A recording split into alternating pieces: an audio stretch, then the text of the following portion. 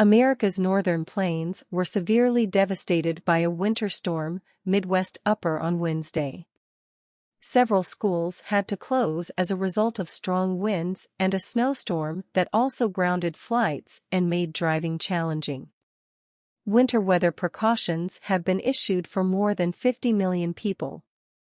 The National Weather Service issued a warning for wind gusts of up to 60 miles per hour and predicted that towns and cities will receive up to 2 feet of snowfall. Minneapolis-St. Paul was one of the Midwest regions that was most severely affected, and local authorities there declared emergencies. 3,500 flights were late or postponed, and drivers were advised to remain off the roads.